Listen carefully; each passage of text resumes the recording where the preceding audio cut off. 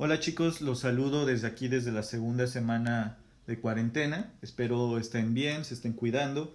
Recuerden no salir de sus casas a menos de que sea algo muy urgente, como comprar alimentos o comprar medicina. De lo contrario, pues traten de guardar la cuarentena, ¿sale? Aconsejen también a sus familiares de que no lo hagan, pues para que entre todos contribuyamos a que no se siga dispersando este virus entre la población, ¿no? Tampoco hay que caer en alarmismos, digamos, y estar pues seguros de que en algún tiempo pues esto va a pasar y vamos a poder regresar a nuestras clases normales y a nuestra vida normal, ¿sale? Pero mientras tanto pues hay que tomarlo con la responsabilidad que se amerita, ¿sale? Entonces, hoy les voy a presentar estas diapositivas que hice sobre un análisis de la pandemia por COVID-19 a través de los enfoques teóricos de las ciencias sociales. ¿Sí? Lo vamos a hacer a través de los enfoques que vimos en clase: positivismo, estructural funcionalismo, materialismo histórico, estructuralismo, teoría comprensiva y teoría crítica.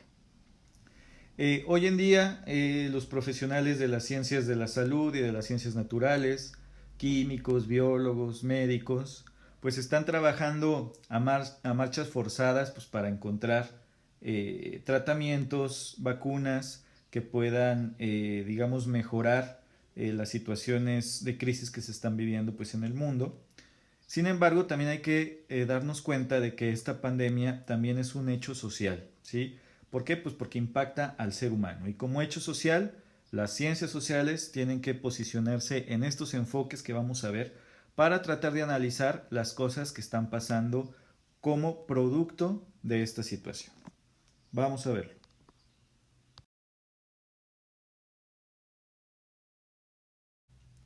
Vamos a empezar con el positivismo, el primer enfoque teórico que vamos a tomar. Acuérdense que este enfoque teórico es el que se basa en cómo las ciencias sociales retoman la objetividad de las ciencias naturales para tratar de llegar pues, a dar explicaciones, ¿no? Y generalmente el positivismo pues, se basaba en mediciones estadísticas. En el caso del COVID-19, pues estas estadísticas están siendo un foco en los medios de comunicación muy importante, ¿sí? Es lo que generalmente se comunica más y de lo que la gente está más al pendiente, ¿no? Hay un control estadístico de la propagación del virus, hay siempre números de infectados, números de enfermos, números de personas que lamentablemente están muriendo. También se hacen muchos porcentajes de los sectores vulnerables, ¿sí? ¿Qué porcentaje de personas con vulnerabilidad son las que están falleciendo? Por ejemplo, hace tiempo vi una estadística de que el 99, me parecía, no recuerdo si 90 o 99% de las muertes que iban en Italia eran personas que tenían una situación de riesgo, ¿no? Entonces, pues se está llevando a cabo todo este conteo.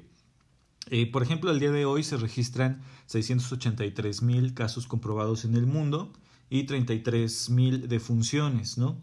Y otras cosas que se han, digamos, comprobado hasta cierto punto, entre comillas, con este tipo de estadísticas, es que el virus afecta más a los hombres que a las mujeres, ¿sí? Eh, entonces, eso, digamos, sería un análisis totalmente positivista. Sin embargo, hay que recordar que el positivismo siempre deja un sesgo, que es el sesgo social. Siempre pierde de vista otras situaciones que hay alrededor, ¿no? Eh, por ejemplo, si nos quedáramos con lo puramente estadístico, objetivo, pues no podríamos darle explicaciones a este tipo de cosas, ¿no? Una explicación de por qué hay más hombres infectados que mujeres, por ejemplo, ¿no? Puede haber explicaciones 100% biológicas o puede haber explicaciones sociales también. Entonces, el positivismo haría un análisis estadístico de la situación, pero se quedaría corto en tratar de explicar por qué se están registrando esos números. Tendríamos que recurrir a otro enfoque teórico para tratar de entender esta situación que se está midiendo.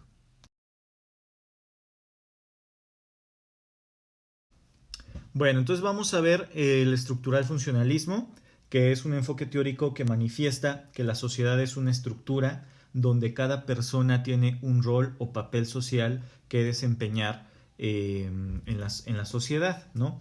Entonces, teniendo en cuenta esto, vamos a hablar de cómo hombres y mujeres tienen papeles sociales distintos entre sí, lo cual puede explicar por qué hombres tienen una mayor incidencia de contagiarse de COVID-19 que las mujeres, ¿no? Tradicionalmente, sobre todo en los sectores populares, el hombre es quien sale mucho más al espacio público para ir a trabajar y la mujer, a diferencia de esto, suele quedarse en la casa haciendo las tareas del hogar. A pesar de que este es un prejuicio que se ha querido ir quitando del mundo para poder hablar sobre igualdad en cuestión de género, pues no podemos negar que es una práctica que se sigue haciendo y entonces podría ser una de las causas de por qué hay una mayor incidencia de hombres que son contagiados por coronavirus, ¿no? Otro aspecto que hay que tratar sobre esto de la pandemia en relación a este enfoque teórico es el rol o papel social que tienen los médicos y los enfermeros, enfermeras que trabajan en los medios de salud, ¿no? Va a llegar, ojalá que no, pero va a llegar el momento en el que quizá no haya suficientes médicos y enfermeras para tratar a todos los pacientes con esta enfermedad.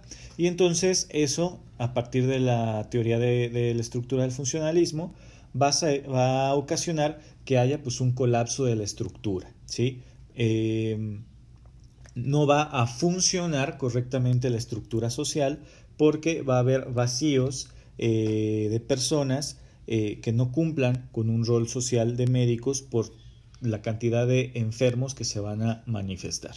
Repito, ojalá no suceda, pero pues bueno, es una explicación que se podría dar desde la estructura del funcionalismo.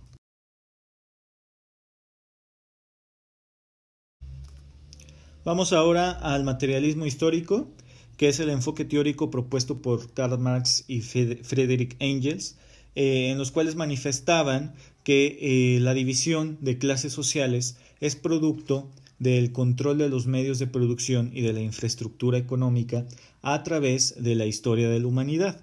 Ellos, en la época en la que vivieron, en el siglo XIX, observaron que había una diferencia de clases entre burgueses, quienes controlaban las empresas, y proletariados, quienes eran los trabajadores que solo tenían pues su fuerza de trabajo, ¿no? Entendiendo esta división de clases, podemos decir que la situación que se vive con la pandemia del coronavirus tiene que explicarse a través de las diferencias que hay entre países y cómo esos países manifiestan clases sociales distintas o desigualdades económicas distintas. Por ejemplo, en el caso de México, 54.4 millones de personas viven en pobreza, ¿sí? Algunos en pobreza extrema, la gran mayoría en pobreza moderada, pero que son personas que tienen que salir todos los días a trabajar para poder obtener sus recursos necesarios para alimentarse, comprar objetos de uso cotidiano, etcétera, ¿no? Entonces, en ese tipo de contexto es muy difícil crear, digamos, planes de contención tan, digamos, extremos como los que ya se están presentando en otros países del mundo, ¿no? Que son las cuarentenas obligatorias. En México sería muy difícil crear cuarentenas obligatorias porque eso llevaría a problemas colaterales que podrían resultar ser mucho más riesgosos que la misma epidemia, ¿no? Habría personas que por la desesperación tendrían que salir y empezarían a surgir problemas sociales como robos, asesinatos, secuestros o problemas también psicológicos como suicidios, depresiones, cuadros de ansiedad, que harían que los efectos colaterales de esta cuarentena pues fueran todavía más riesgosos. En otros países, por ejemplo en países como Italia o España, que ya tienen este tipo de cuarentena obligatoria, pues es más sencillo sobrellevar la cuestión social porque son personas o sociedades más bien dicho, con niveles de desigualdad mucho menores, con distinciones de clases mucho menores, en las cuales las personas pues suelen tener una mayor capacidad de ahorro y con eso pues poder mantenerse mucho más tiempo pues sin trabajar.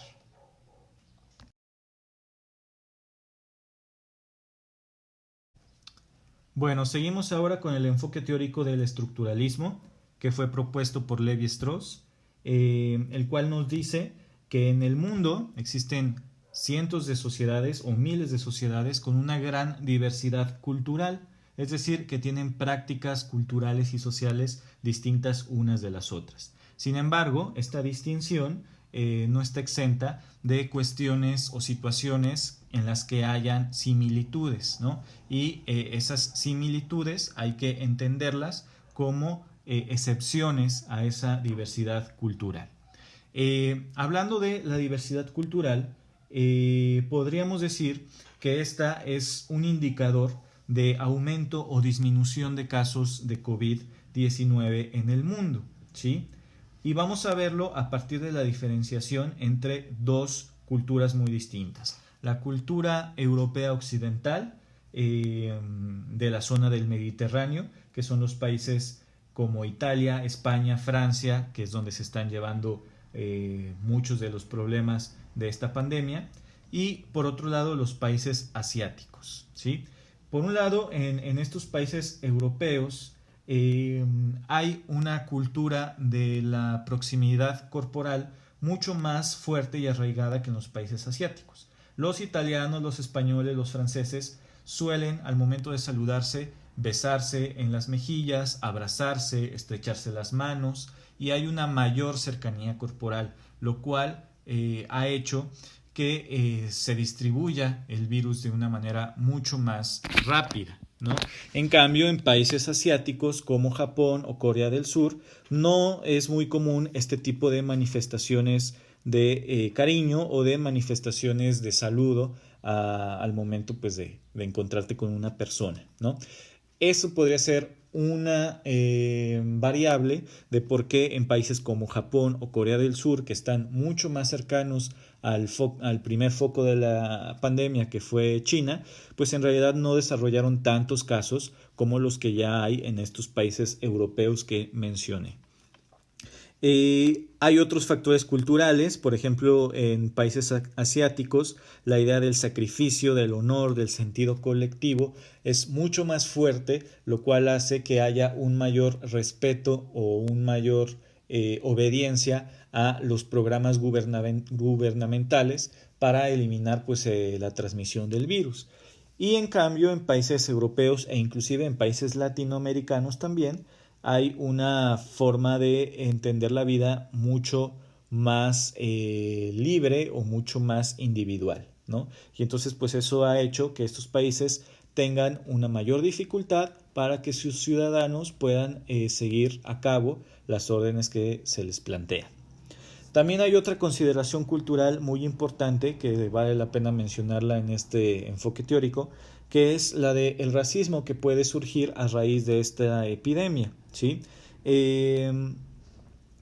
Por ejemplo, investigué que en la medicina tradicional china es muy usual el uso del murciélago para tratar de solucionar distintas enfermedades como la tos, la malaria y la gonorrea. Como sabemos también, pues se ha dicho que la transmisión de este virus fue por usar al murciélago como un alimento en un mercado en China, ¿sí?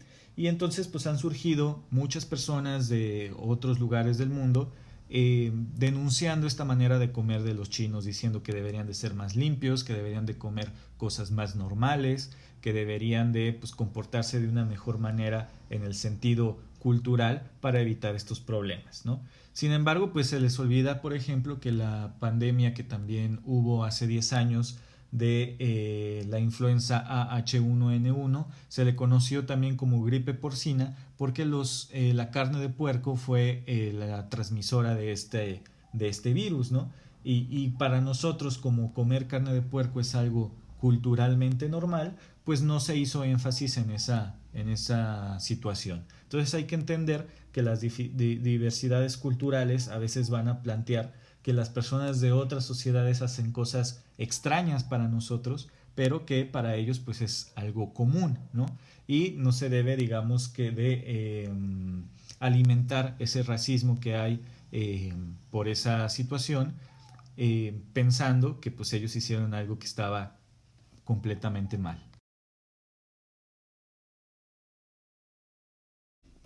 Vamos ahora a la teoría comprensiva, que es el quinto enfoque teórico de las ciencias sociales que vimos. Y aquí la teoría comprensiva, acuérdense, es muy sencillo. La teoría comprensiva habla de cómo la acción social puede configurar la ideología o la forma de ser de una sociedad. A diferencia de, por ejemplo, los enfoques teóricos del estructural funcionalismo o del materialismo histórico, en los que ahí el ser humano depende de la sociedad, para la teoría comprensiva es al revés. El ser individual, la persona, va creando la sociedad con sus propias acciones, ¿sí? Y entonces, aquí lo llevamos a el tema de la pandemia. Hay que tener en cuenta que la acción social es muy importante. ¿Y cómo se refleja la acción social?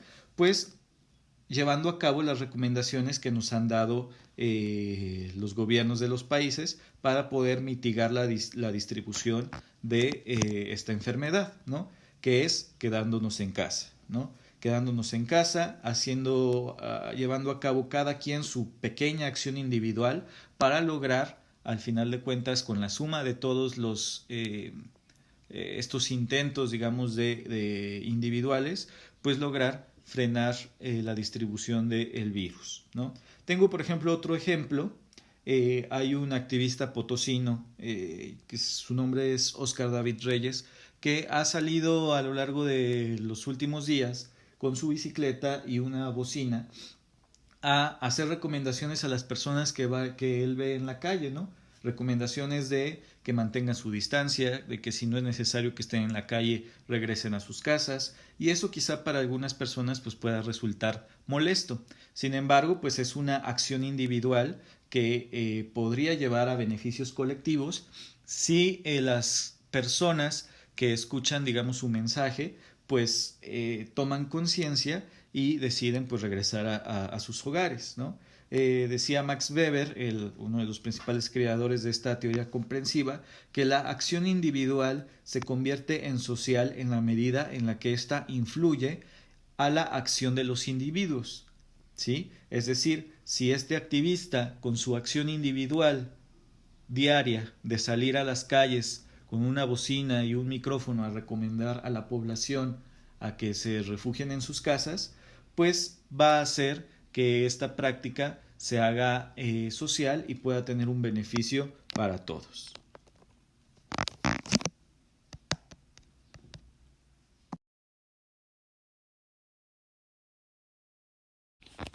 Y finalmente llegamos al último enfoque teórico, que sería la teoría crítica. Acuérdense que la teoría crítica sustenta su idea en entender cómo los medios de comunicación muchas veces manipulan la información para tener el control de la sociedad o de las poblaciones. Y este enfoque es clarísimo, su aplicación en el ejemplo que estamos tomando, que es el de la pandemia de coronavirus, ¿sí? Ha habido una gran cantidad de noticias falsas acerca de los progresos de esta enfermedad en nuestro país, ¿no? Y entonces, pues eso siempre tiene una tendencia para que los seres humanos caigamos en pánico, ¿sí? Sin tener una evidencia real, ¿no? Por ejemplo, hace algunos días se difundió la idea de que el gobierno estaba manipulando los casos de COVID y se estaban registrando en lugar de con esta enfermedad como neumonías atípicas, ¿sí? Y por eso la cantidad de muertes en nuestro país pues se ha mantenido baja. Existía esa crítica a partir de algunos medios de comunicación que decían que pues digamos básicamente se estaba ocultando información y cambiando el diagnóstico de COVID a neumonía atípica. Ante eso, en una de las conferencias diarias que hace el subsecretario López-Gatell, pues informó de forma precisa que hay datos de neumonías atípicas desde hace varios años que se presentan en estas épocas del año en el país. Es decir, va a haber personas que van a morir por neumonía y que no necesariamente tienen COVID o coronavirus, ¿no? Y entonces, pues, tratando de esa manera, pues, de negar esa noticia que surgió en distintos medios. Entonces hay que tener en cuenta que la información es un negocio y que las noticias malas venden más, ¿sí? Reciben más visitas. Por lo tanto, sucede en el mundo una suerte como de terrorismo de la información. Es decir, hay que empezar a bombardear a la gente con un tipo de noticias que nos genere a nosotros una ganancia económica, pero que a la vez también mantenga un control social a través del miedo, dependiendo de los intereses de estos medios, ¿no? Entonces siempre hay que analizar los medios de comunicación para ver si no hay intereses ocultos al momento de propagar una idea o no. Y dudar siempre de toda la información que se nos da, incluida de la información oficial, que la información del gobierno también debe de estar en tela de juicio para, digamos, lograr llegar a acercarnos a la verdad. Bueno, chicos, entonces así terminamos estas diapositivas. Espero que les sirva para entender esto de los enfoques teóricos con un tema de mucha actualidad. Les recuerdo, todo esto que les estuve describiendo son aproximaciones teóricas y no quiere decir que sean la verdad, ¿sí? Ustedes tienen que informarse, seguir informándose con responsabilidad y tratar de evitar propagar, aparte del virus, propagar el miedo, ¿no? Porque tampoco es conveniente, pues, alarmarnos más de la cuenta, simplemente tomarlo con responsabilidad. Nos vemos muy pronto, chicos, cuídense mucho y seguimos con estas clases a distancia.